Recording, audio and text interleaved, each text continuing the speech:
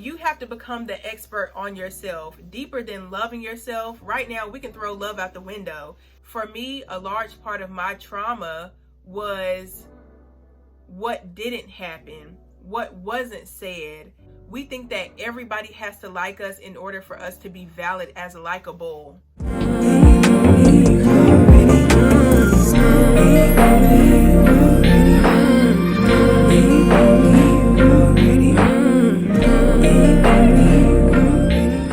Hey everyone, welcome back to my channel. I am so thankful y'all are here. I pray y'all can find home here, and if so, welcome. You have to have the audacity in order to manifest. You have to have the audacity in order to heal. The reason why a lot of us remain helpless, why a lot of people in general remain victims, remain insecure, remain in spaces and places that don't benefit them or benefit us, is because we don't have the audacity to believe in ourselves. It takes a certain amount of, I want to say delusion, but it's not even necessarily delusion.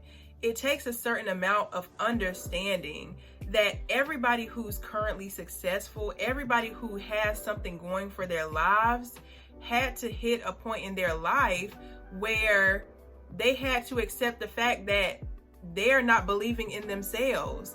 They don't see themselves as capable. They don't see themselves as worthy of healing, worthy of love, worthy of having the things that they know would benefit them or fulfill their hearts or just bring them some sort of pleasure in their lives. Like, I think a lot of us have a trauma around having audacity, and I'm gonna say audacity a lot in this video, y'all, so if you get annoyed, my apologies. But a lot of us have a trauma around having that audacity because a lot of us only seen having that push, having that drive, having that ego in a very toxic way. We only seen confidence in a very toxic, narcissistic, draining way. So I think a lot of us shy away from having that audacity, having that belief in ourselves, because we're so scared that it's going to take away from other people. We're so scared to have audacity because we feel in some way, shape, or form.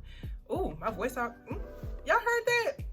A lot of us feel in some form or fashion, if we really step into our authenticity, if we really step into our confidence, we're going to be targeted. We're going to be looked at as, look at her trying, look at him trying, look at that person, you know, they're trying to be this or that, or, you know, they're trying to better their lives, but they were just like this a couple years ago. Like, we're so scared of what may come if we believe in ourselves. We're so scared of the spotlight that will naturally be shined on us when we finally decide to take our lives into our hands. Being confident can be scary. Having that audacity to go after your dreams, to go after your goals, or to simply not take everyone else's advice, that can be really scary, because for some of us, it's almost like if we make our own decisions and we fail, it's tough to say, I did something wrong, or let me go back and take into consideration what I could have did better or how I could have moved differently. Because of that fear of failure, because of that fear of being the blame, being the responsibility of our own lives, we end up not using other people's advice, but we end up becoming dependent on not only other people's opinions, but other people's guidance, other people's value systems, how other people choose to live their lives. And it's almost like we become comfortable being a crab in that bucket. But the only way to begin changing your life is to have that audacity, even with you being scared of the unknown, even with you not knowing who may show up, who may watch your content, even with you not knowing how your family will react, how your coworkers will react, how your partner or your friends may react, even with you not knowing what decision to make. do you have the audacity to trust that the right decision will come to you? Do you have the audacity to believe that the world is rooting for you? I'm not talking about individual people. I'm not talking about that group of people that you may have in the back of your mind.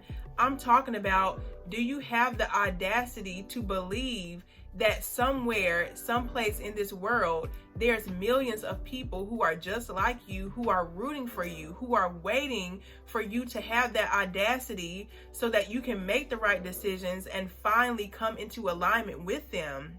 We don't have to know it all. We don't have to know exactly how we're going to reach every goal. We don't know exactly how every relationship is going to play out. We don't have to know that. And life would be so much easier for a lot of people if we just trusted that we don't have to do everything on our own.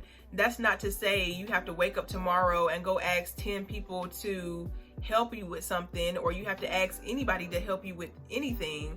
But you do have to trust that there are people in this world who are good, who have a heart and a spirit just like you, and also who are waiting to come into alignment with you. Not only waiting, but it's possible for them to come into alignment with you if you only believe in evil, if you only believe that people are bad, if you only believe that everybody is narcissistic.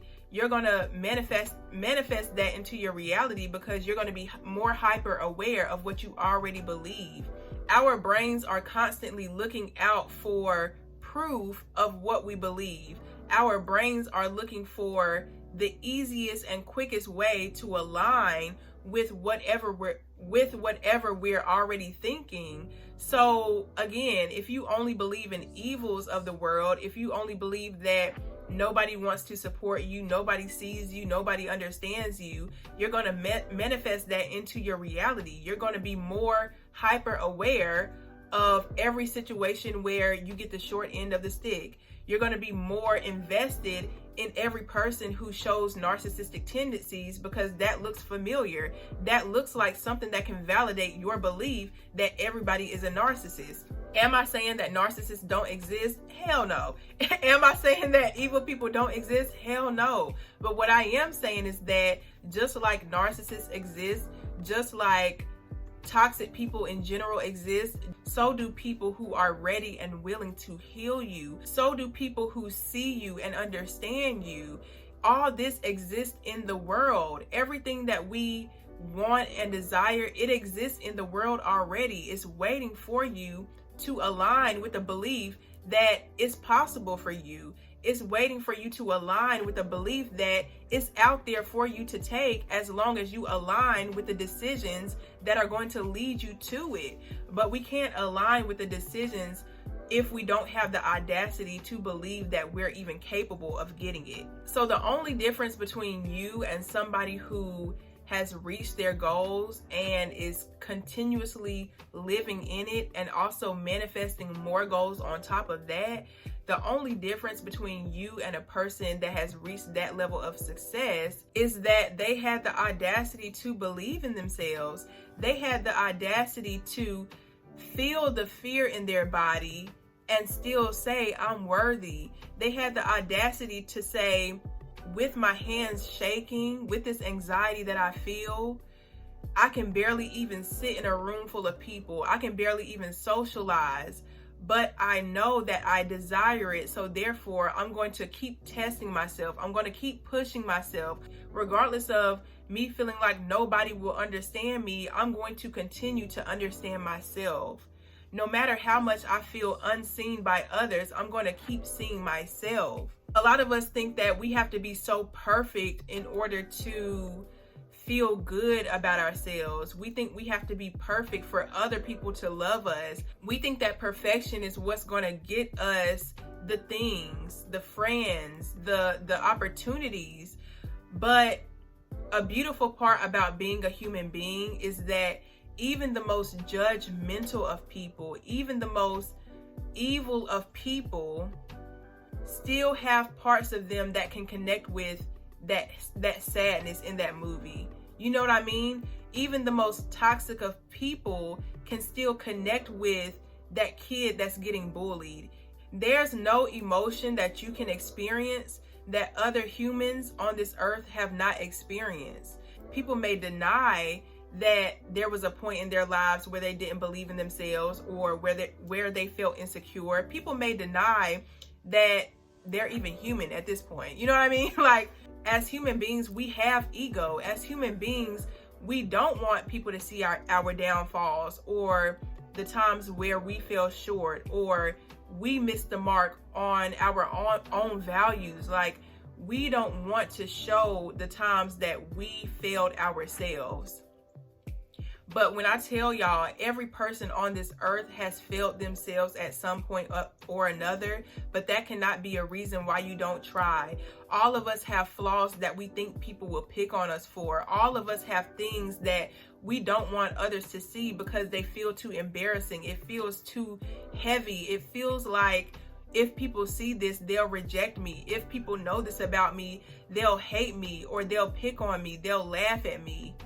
And granted, some people might, but those people that pick on you, those people that see your vulnerability and they go the negative route about it, they're denying their own humanity.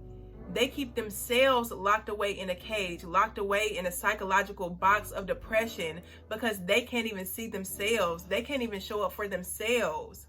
Having success is a byproduct of you ignoring what other people maybe might say. Success is a byproduct of you having the audacity to believe that others will eventually feel how you feel. And the thing is, not everybody has to like you. We think that everybody has to like us in order for us to be valid as likable. We think that everybody has to love us in order to validate our status as lovable. You think that everybody has to call you the greatest, the most perfect, the most beautiful, the most handsome, the most rich, in order for you to actually be those things. But what if I told you that you live outside of the realm of people who don't believe in you? You actually exist outside of the realm of people who don't like you. You exist in a whole other paradigm, a whole other reality, outside of people who pretend not to see you, who want to knock your self-esteem, who are jealous, who are envious, who don't have the courage to do what you do. That's why the attention goes to you. I'm not saying that it has to feel good or that you have to pride yourself on having that audacity. But for a lot of us, we're scared. We're scared to step into our confidence. We're scared to step into who we are because of the people who don't like us, because of the people who talk behind your back, or who made you feel smaller than you are, who tried to humble you when all you needed was confidence, when all you needed was somebody to pour into your authenticity. A lot of us are so terrified of the people who don't support. The byproduct of you pouring into yourself when nobody else is success. We think that once the success comes, then we can love ourselves. We think that once we reach the goal, once we accomplish the thing, then it'll give us the validation that we are good enough. Then it'll give us the validation that, oh, maybe I am loved. But the accomplishment, the money, the friends, the relationship, the lifestyle, the beauty, the health are all byproducts of you first affirming within yourself that I deserve these things. I deserve patience from other people. I deserve people who will reassure to me that I'm not a burden. I deserve to be surrounded by people who are just as confident, if not more confident than me, so that they can pour into me just as much as I pour into other people. A lot of us have been surrounded by insecure people, which has led us to doubt our own light.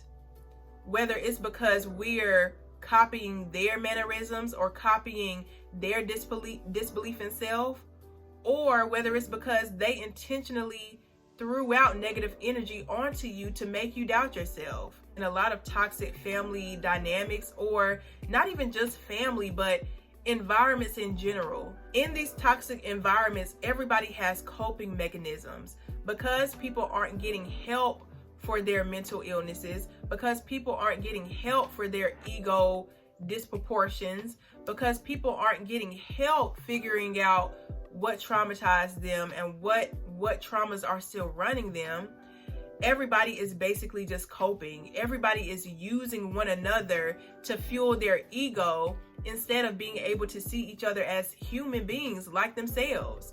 Everybody is using each other as a pawn to feel like they're somebody rather than actually becoming somebody by having that audacity and then being able to pour out that confidence. Y'all, I'm stuttering so bad. And then being able to pour that confidence out onto other people. I show up not because I'm perfect. I show up not because I speak correctly or I say the right things all the time. I show up because I know that there's other people out there that feel the same way I do. I know that there's other people who will see me and see the similarities and figure out like, oh, I can do it too. I don't have to be perfect. Like, we think that we have to be oh so perfect because somebody in our childhood, somebody in our past made us feel like everything we did was in the spotlight. Everything we did was up to criticism. Everything we did was worthy of their 2 cents, of their opinion. A lot of us are so used to constant criticism, from the way we eat, to the way our nails look, to the way we decide to make decisions, to the person we date, to the person we decide to love, to the car we drive, to how we behave, how we express ourselves, to what we order on a menu. Like, a lot of us are so used to being hyper-critiqued, over-critiqued, to a point where we don't even trust ourselves. We don't even trust our own flow, our own energy. And so before you can show up, before you have the courage to be seen, you first have to accept yourself in all your ways, in all your movements, in all the ways you speak, in all the ways you express yourself, in all the ways you feel, all of your emotions. Even for people that didn't go through crazy trauma, like, you don't have to go through life-wrenching or gut-wrenching trauma to be taken away from your path, to be made to feel like you don't have a purpose or that your authenticity isn't meant to be seen. For me, a large part of my trauma was what didn't happen, what wasn't said, how I wasn't poured into. A lot of my life, I lived feeling very invisible. I lived a lot of my life feeling like I just did not matter because I wasn't seen for who I was. I wasn't seen for the emotions I was experiencing. I wasn't seen for the things that I was really talented at. I wasn't invested in for the things that I was really gifted in. But instead, I had to follow a certain order of what was wanted for me. I had to dim my light because being too confident was a threat. Being too confident could lead to ruining the image. It could ruin the suppression of everything that nobody else wanted to say, because I would classify myself as a truth teller, a truth seeker.